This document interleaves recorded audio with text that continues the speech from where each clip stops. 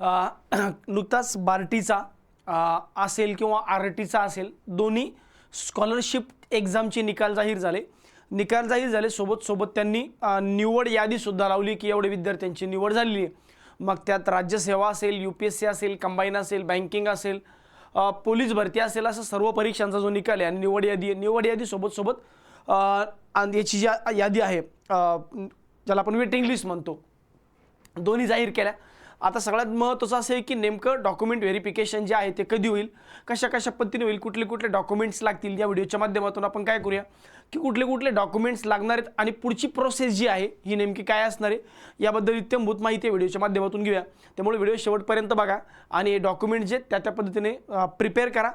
सगळ्यात महत्त्वाची गोष्ट की या प्रोसेसमध्ये जेव्हा तुम्हाला लिंक ओपन होणार आहे तेव्हा तुम्हाला एक क्लास निवडायचा आहे. तर त्या क्लास निवडताना पहिला प्रेफरन्स जो आहे हा सार्थ एज्युकेशनला असलाच पाहिजे, कारण सार्थ एज्युकेशनमध्ये कॉन्क्रीट टीम आहे, कंप्लीट टीम आहे, जी तुम्हाला एव्हरीथिंग सर्व गोष्टींचं सोल्युशन अंडर वन रूप मिळणार आहे. तर बँकिंगसाठी, MPSCसाठी दोघांसाठी आणि सोबत SSCसाठी तिघांसाठी पहिला प्रेफरन्स सार्थ एज्युकेशनला डेफिनेटली असलाच पाहिजे.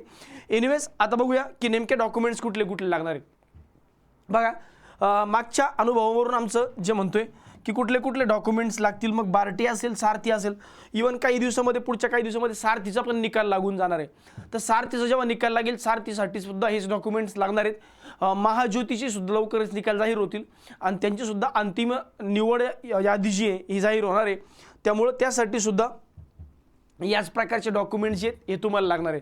तर सगळ्यात पहिले काय लागेल बघा, 10वी 12वीचं ग्रॅज्युएशनचं मार्क्स मेमो म्हणजे कुठले की ज्याची इन्फॉर्मेशन आपल्याला म्हणजे ज्याच्यावर आपले मार्क्स दिलेले असतात. मार्क मेमो म्हणजे मार्कशीट आणि बोर्ड सर्टिफिकेट या दोन वेगवेगळ्या गोष्टी आहे. सर्टिफिकेट वेगळं असतं आणि मार्क्स मेमो वेगळे असतात. तर मार्क्स मेमो ज्याच्यावर तुमचे मार्क्स दिलेले असतात असे मार्क्स मेमो जे हे तुम्हाला घ्यायचे आहेत. सोबत 10वीचं पाहिजे, त्यानंतर 12वीचं पाहिजे आणि ग्रॅज्युएशनचं. आता ग्रॅज्युएशन सपोज तुमचं 6 सेमिस्टर आहे तर 6 सेमिस्टरचे वेगवेगळे चालतील, किंवा जर तुम्हाला एकच कन्सोलिडेटेड मार्कशीट बनवून दिले ज्याला ट्रान्सक्रिप्ट म्हणतो आपण BSc ॲग्रिकल्चरच्या भाषेमध्ये, तर ट्रान्सक्रिप्टसुद्धा चालेल.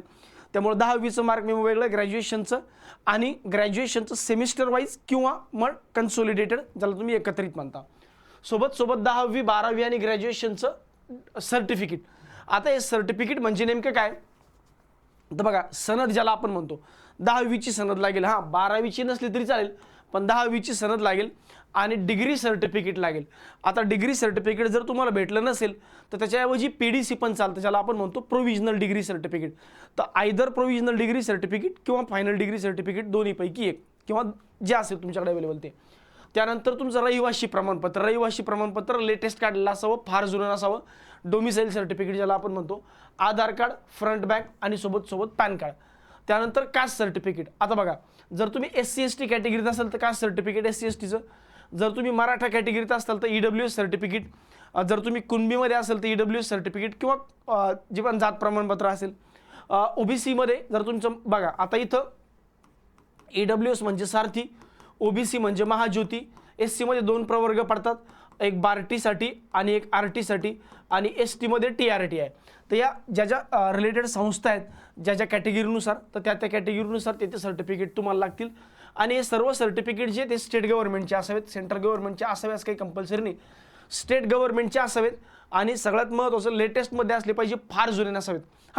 ठीक आहे 2, 4, 5 वर्ष. EWS मात्र लेटेस्ट पाहिजे.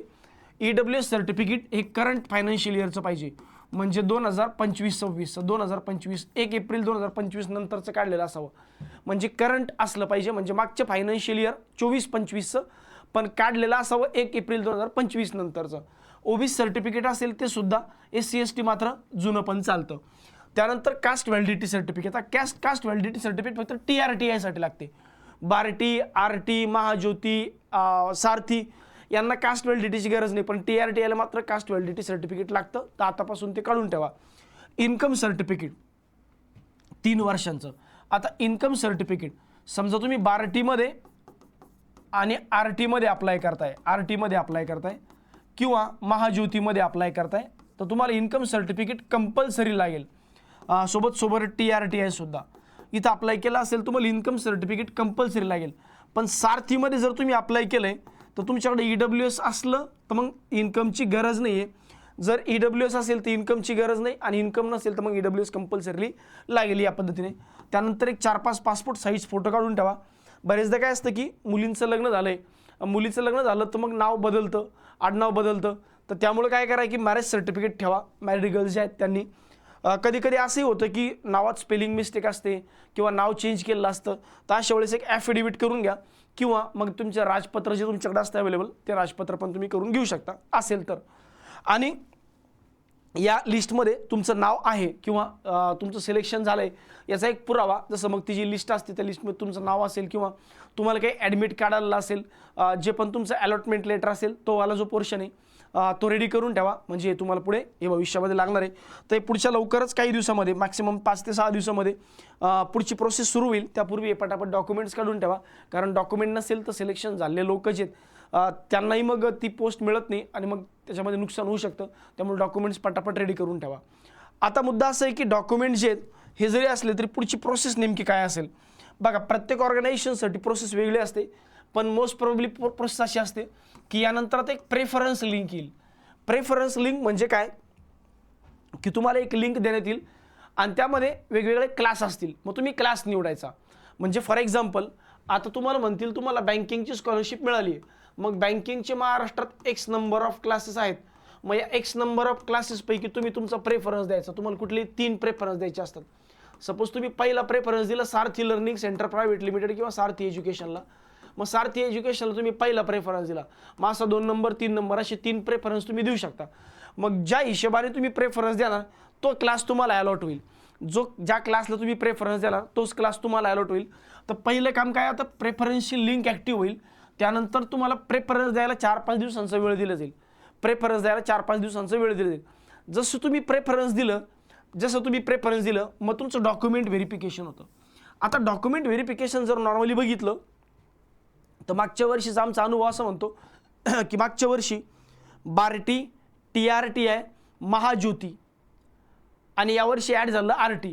तर या चौघांचं पण मला असं वाटतं की डॉक्युमेंट व्हेरिफिकेशन जे होईल ते डायरेक्ट संस्थेवर होईल, म्हणजे क्लासवर.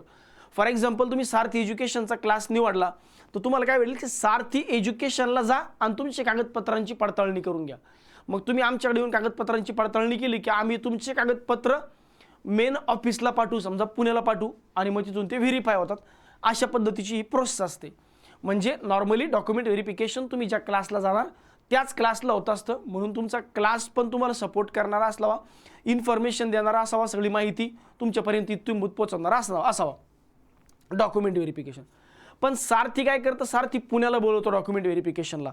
तर मे बी यावेळेस बोलवेल नाही बोलवेल हा त्यांचा वैयक्तिक प्रश्न आहे. असंही होऊ शकतं काय वेळेस बार्टी TRTI पण पुण्याला बोलवलं, पण मोस्ट प्रोबेबली असं होत नाही. मागच्या वेळेस असं झालेलं नाही आहे. त्यामुळं मला असं वाटतं की यावर्षी पण तसं व्हायला पाहिजे किंवा होईलच मोस्टली. पुढे बघूया आता. त्यानंतर मग होते फायनल अलॉटमेंट. मग डॉक्युमेंट व्हेरिफिकेशन झालं की तुम्हाला फायनल क्लास मिळतो, म्हणजे फायनल अलॉटमेंट होते. आता फायनल अलॉटमेंट झाली की मग तुमची बॅच चालू होते. तर मोठ्या असं ॲज्युम करा की 1 जानेवारीच्या पहिल्या आठवड्यातच ही बॅच चालू करण्याचं यांचं प्रयोजन आहे. त्यामुळं लवकरात लवकर ही प्रोसेस सर्वच संस्था उरकण्याचा प्रयत्न करणार आहे. फक्त मला असं वाटतं याच्यामध्ये थोडं सारथी मागे पडते आणि महाज्योती मागे पडते. बाकी बार्टीने निकाल लावले, RTने निकाल लावले, TRTI पण काही दिवसात निकाल लावेल. आणि जर एखाद्या ही गोष्ट रेंगाळली तर काय, राज्य सरकारचा खेळ आहे हा सगळा. पुढे आचारसंहिता पण चालू आहे सध्या 21 जानेवारीपर्यंत आचारसंहिता आहे, 20-21 जानेवारीपर्यंत. तर एखाद्या असंही होऊ शकतं की सगळं त्याच्या पुढेही किंवा तिथपर्यंत जाईल. सो एनिवेज काही असेल तरी तुम्ही तुमचे डॉक्युमेंट रेडी करून ठेवा. महत्त्वाची गोष्ट आहे, डॉक्युमेंट लागतीलच आणि डॉक्युमेंटमध्ये कुणीही कॉम्प्रोमाइज करत नाही. संस्था पण याच्यामध्ये कॉम्प्रोमाइज करत नसतात. म्हणजे तुम्ही जरी उद्या सारथी एज्युकेशन निवडलं आणि तुमच्याकडे डॉक्युमेंट इनकम्प्लीट असेल तर आम्ही पण काही करू नाही शकणार. त्यामुळे डॉक्युमेंट लवकरात लवकर काढून ठेवा. आणि अशाच नवनवीन प्रकारच्या माहितीसाठी आपल्या यूट्यूब चॅनलला, म्हणजे सारथी एज्युकेशनच्या यूट्यूब चॅनलला सबस्क्राईब करून ठेवा, सो दॅट अशाच प्रकारची माहिती तुम्हाला नेहमी अपडेट राहील. आणि सबस्क्राईब केल्यानंतर बेल आयकन जे याच्यावर पण क्लिक करून ठेवा, सो दॅट नोटिफिकेशन तुमच्या मोबाईलवर ॲटोमॅटिकली नवीन व्हिडिओ पाडला की येत जातील. ठीक आहे, एवढीच इन्फॉर्मेशन तुम्हाला द्यायची होती. बाकी पुढची अपडेट काय आली तर यूट्यूबला आपल्या टाकत राहूया. धन्यवाद.